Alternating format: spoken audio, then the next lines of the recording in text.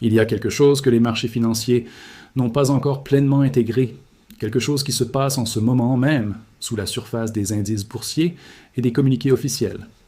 Le système bancaire français montre des signaux que très peu d'investisseurs regardent de près. Et pourtant, ces signaux ont une histoire qui ressemble dangereusement à d'autres moments où personne ne voulait voir ce qui arrivait jusqu'à ce qu'il soit trop tard. Ce n'est pas une théorie, ce sont des chiffres, des flux, des mécanismes financiers qui se mettent en place silencieusement. Et la question que tout investisseur devrait se poser ce soir, c'est la suivante. Est-ce que ce qui se passe en France aujourd'hui est une turbulence localisée, ou est-ce le début de quelque chose de beaucoup plus large pour l'Europe entière? Prenez 30 secondes pour y réfléchir. Et dites-moi en commentaire ce que vous pensez. Est-ce que vous percevez ça comme un risque systémique réel, ou comme une panique médiatique exagérée? Parce que la différence entre ces deux lectures, c'est exactement ce qui va séparer ceux qui protègent leur capital de ceux qui le regardent fondre. Pour comprendre ce qui se passe vraiment, il faut commencer là où peu de gens regardent, les marchés obligataires européens. Depuis plusieurs mois, les spreads de crédit sur les obligations bancaires françaises se sont progressivement élargis. Ce n'est pas dramatique en apparence, mais dans le langage des marchés institutionnels, cet élargissement est un signal de méfiance. Les investisseurs qui prêtent de l'argent aux grandes banques françaises exigent une prime de risque plus élevée. Et quand les créanciers professionnels commencent à demander plus pour prêter, c'est parce qu'ils voient quelque chose que les communiqués rassurants ne disent pas. Le contexte macroéconomique rend cette situation particulièrement délicate. La France entre dans une phase de ralentissement économique significatif. La croissance stagne. La consommation intérieure s'essouffle sous le poids d'une inflation persistante qui a érodé le pouvoir d'achat des ménages bien plus profondément que les chiffres officiels ne le suggèrent. Et dans ce contexte, les banques françaises portent sur leur bilan une exposition considérable à l'immobilier commercial, aux PME fragilisées et aux obligations d'État d'un pays dont la trajectoire budgétaire soulève des questions sérieuses sur les marchés. Ce triptyque, ralentissement économique, inflation résiduelle et exposition aux actifs sensibles aux taux, c'est exactement la combinaison qui crée les conditions d'un stress bancaire. Pas nécessairement une faillite spectaculaire, mais une fragilisation progressive, invisible, qui peut basculer très rapidement si un déclencheur externe vient amplifier la pression.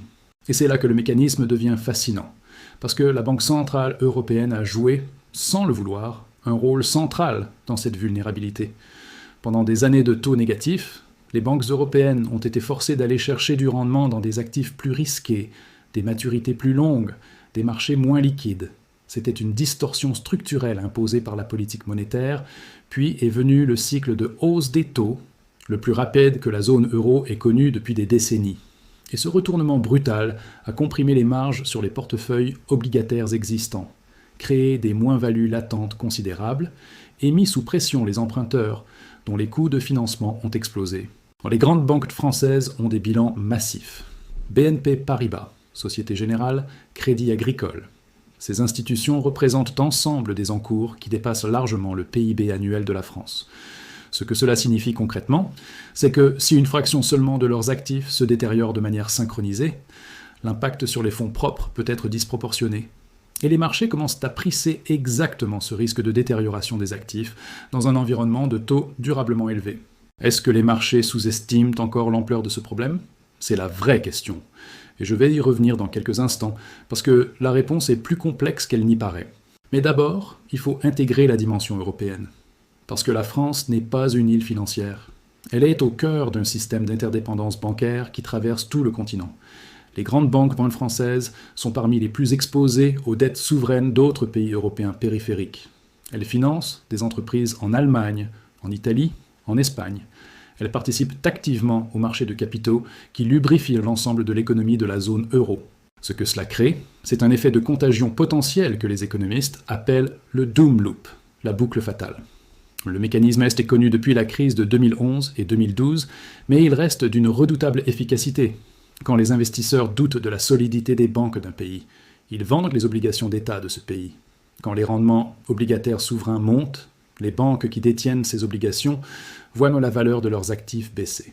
Ce qui renforce la méfiance envers les banques, ce qui pousse les taux encore plus haut, et ainsi de suite, dans une spirale autoréalisatrice. La France n'est pas encore dans cette boucle, mais les conditions structurelles pour qu'elle s'enclenche sont présentes. Et c'est ce que le marché des crédits default swaps sur la dette souveraine française est en train de commencer à refléter, discrètement, sans que les grands médias généralistes n'en fassent encore la une. Si vous suivez les marchés macroéconomiques mondiaux avec attention, ce type d'analyse est exactement ce que vous cherchez. Abonnez-vous à cette chaîne pour ne manquer aucun des signaux que les marchés envoient, avant que tout le monde les voie. Maintenant, parlons de quelque chose que presque personne n'aborde dans ce débat, la liquidité. La liquidité est l'oxygène du système financier. Quand elle circule librement, tout fonctionne. Quand elle se contracte, même les institutions les plus solides peuvent se retrouver en difficulté en quelques jours. Et dans l'environnement actuel, les conditions de liquidité en Europe se sont structurellement détériorées. La BCE a mis fin à ses programmes de rachat d'actifs. Elle a commencé à réduire son bilan. Les TLTRO, ces opérations de refinancement à long terme qui permettaient aux banques d'emprunter à des conditions très favorables, ont été remboursées ou arrivent à maturité. Ce qui signifie que les banques européennes doivent maintenant se refinancer sur les marchés à des conditions beaucoup plus coûteuses. Et pour les banques françaises dont les modèles économiques reposaient sur un accès au financement bon marché, ce changement de régime de liquidité est un choc réel, même s'il se déroule en slow motion. Il y a un indicateur que les traders institutionnels surveillent comme le lait sur le feu dans ces périodes, le taux Euribor et son écart avec le taux sans risque. Quand cet écart, qu'on appelle le basis swap, commence à se creuser, c'est le signe que les banques deviennent plus méfiantes les unes envers les autres, qu'elles hésitent à se prêter de l'argent. C'est le premier symptôme d'un début de gel interbancaire. Ce n'est pas encore là, mais les mouvements récents méritent d'être surveillés avec une attention particulière.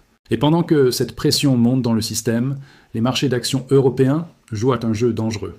Les valorisations des banques françaises cotées en bourse intègrent un scénario central, relativement optimiste. Un atterrissage en douceur de l'économie, une baisse progressive des taux par la BCE qui viendrait soulager les bilans, une stabilisation de l'immobilier commercial. Ce scénario est possible, mais il n'est pas certain. Et le problème avec les marchés financiers, c'est qu'ils n'ont pas besoin que le pire scénario se réalise pour que les prix s'ajustent violemment. Il suffit que la probabilité que ce scénario se matérialise augmente légèrement pour que les vendeurs prennent le dessus. C'est là que réside le vrai risque pour les investisseurs aujourd'hui, pas nécessairement l'effondrement immédiat, mais une réévaluation brutale du risque par des marchés qui ont peut-être été trop complaisants. Et cette réévaluation, si elle se produit, ne toucherait pas uniquement les actions bancaires françaises. Elle traverserait l'ensemble des classes d'actifs européens. L'euro perdrait de la valeur face au dollar et au yen, les spreads obligataires s'élargiraient, les marchés du crédit se gripperaient, et la volatilité ferait un retour brutal sur des marchés qui se sont habitués à une tranquillité artificielle. Est-ce que vous seriez vendeur d'actifs européens dans ce contexte ? Ou est-ce que vous pensez que la BCE interviendrait suffisamment vite pour empêcher un mouvement de panique ? La réponse à cette question dessine deux scénarios radicalement différents pour les prochains mois. Il y a une autre dimension que les analystes mainstream passent trop souvent sous silence, le marché de l'immobilier commercial européen. Ce marché est en train de traverser une correction profonde et silencieuse. Les taux d'intérêt élevés ont effondré les valorisations des bureaux, des centres commerciaux, des entrepôts logistiques. Et les banques françaises y sont exposées de manière significative à travers des prêts directs, mais aussi à travers des véhicules d'investissement, des fonds de dette privés, des structures de titrisation complexes. Ce que cela signifie concrètement, c'est que des pertes sont en train de s'accumuler dans des parties du bilan bancaire qui ne sont pas immédiatement visibles dans les résultats trimestriels. Les actifs immobiliers commerciaux ne se valorisent qu'un pas, chaque jour, comme des actions cotées. Ils sont évalués périodiquement, souvent avec retard. Ce décalage temporel crée une illusion de stabilité qui peut masquer une détérioration réelle. Le marché des CRE, ou Commercial Real Estate, a été l'un des premiers catalyseurs de stress bancaire régional aux États-Unis en 2023, avec des institutions comme Silicon Valley Bank ou First Republic. L'Europe n'est pas à l'abri d'une dynamique similaire, avec peut-être un délai de transmission. Et si cette comparaison est pertinente, alors nous ne sommes peut-être qu'au début du cycle d'ajustement, pas à la fin. Regardons maintenant ce que les flux de capitaux nous disent, parce que dans les marchés financiers, ce n'est pas ce que les gens disent qui compte, c'est ce qu'ils font avec leur argent. Et les données de flux institutionnels montrent une tendance qui mérite attention. Depuis plusieurs mois, les allocations aux actifs européens ont progressivement baissé dans les grands portefeuilles globaux. Les fonds souverains asiatiques ont réduit leur exposition à la dette française. Les hedge funds macro ont pris des positions qui bénéficieraient d'un élargissement des spreads souverains européens. Et les flux vers les ETF actions européens montrent des signes de sortie nette sur les fenêtres récentes. Ces mouvements ne sont pas encore alarmants pris individuellement, mais collectivement, ils dessinent un tableau cohérent. Le capital international commence à réévaluer silencieusement le profil risque-rendement de l'Europe. Ce n'est pas une fuite, c'est un repositionnement. mais un repositionnement qui peut s'accélérer très rapidement si un déclencheur concret vient confirmer les craintes latentes. Le dollar américain, dans ce contexte, devient une valeur refuge par défaut. Pas parce que les États-Unis sont sans problème, ils en ont de considérables, mais parce que dans les moments de stress financier européen, le réflexe institutionnel est toujours le même: réduire l'exposition aux actifs en euros et se repositionner sur des actifs libellés en dollars. Ce mouvement sur les devises est souvent l'un des premiers signaux visibles d'une réévaluation du risque européen. Et l'euro, sous pression depuis plusieurs semaines, mérite d'être suivi très attentivement. La BCE se trouve dans une position extraordinairement délicate. D'un côté, elle doit maintenir une politique monétaire suffisamment restrictive pour ramener l'inflation à son objectif de 2%. De l'autre, elle ne peut pas ignorer les signaux de stress qui émergent dans le système bancaire.